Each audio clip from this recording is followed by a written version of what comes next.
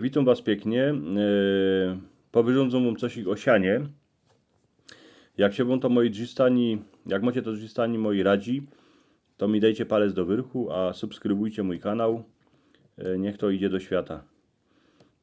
Ta nasza cieszyńsko rzecz. Roztomili, wiecie jak wonio siano, wspominacie sobie to jeszcze. To jest takowno woń, co się ją nie zapomni do końca żywota. A jak ją człowiek poczuje, to chnet się wracają starusne czasy, kiedy przy każdej chałupie stoły orstwie, albo aspoň stoły kopki ze sianem. Dyski pod koniec moja, albo chnet na początku czerwca, trowa na miedzy była już tak wielkucno, że lzają było sic. Foter zadzwonili do kółka, napytali traktor z kosiarką, a do tydnia trowka już była zesieczono. Leżała pięknie w rajach, a błyszczała się, jako zielone strzybło. Jak jeny słonko się o to kapkę oprzyło, to trzeba było tą zesieczoną trowę rozściepać, tuż se każdy wziął widły, a szł do pola.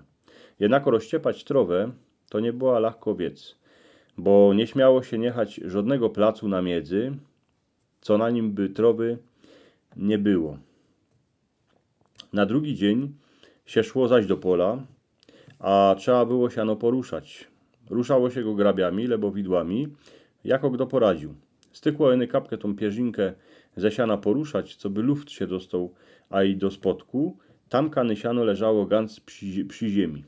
Nie śmiało leżeć przy ziemi moc długo. Mogło się stać, że do siana napadało.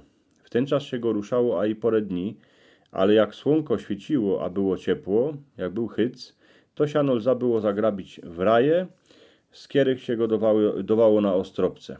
Dyski najwięcej o sianie, a jako się co robi, wiedziała starka ze starzikiem. Jak do nie poradził czego przy sianie zrobić, to oni mu chnet pokazali. Bo byli najstarsi, bo mieli najwięcej przy tej robocie, najdłuższy przy tej robocie robili. Jak już siano było pograbione na raje, to fotel zapuścił traktor, a przywieźli na przyczepie ostropce. My mieli takiego traktorka, co się na niego prawiło dzik. O tym traktorku, że wyrządzał jakiś czas temu.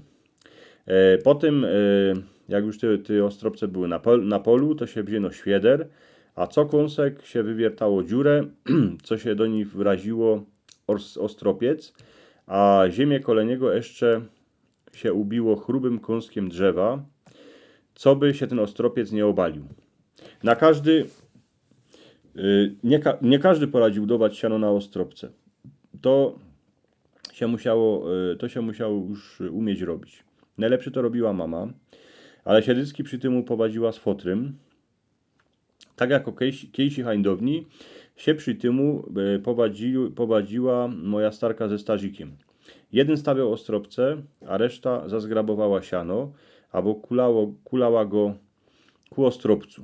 Każdy ostropiec musiał mieć czopkę, tuż na wyrch się mu dawało naroz na widły siana. Starka prawili, żeby było dobre, co by siano na ostropcu popadało, bo w ten czas bez mala długszy wydzierży we stodole. Siano się zwożało dycki, jak już szuściło. Ściepało się go z ostropców na ziem, a długimi widłami się go dawało na przyczepę. Jeden musiał na nim być, bo chnet się z tego siana zrobiła fura, tuż deptał to siano, a na tej furze to siano układał, roz z przodku, roz ze zadku, a i kapkę na bok. To też trzeba było umieć. Jak już fura była tak wielkucno, że się zaczęła kolybać, to się ją przewiązało łańcuchem, a jechało się do stodoły. Przyczepą się cofało zadkiem, tuż trzeba było se dobrze trafić do stodoły.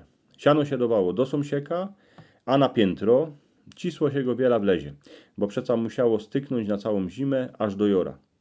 Siano woniało najbardziej, kiej się przy niemu robiło, a się go ruszało, bo przeca w nim była trowa, ale były a i roztomajte zieliny. Potem baj w zimie, jak gazda nim futrował bydło, a se go powoniał, to się mu wspomniało lato a ostropce.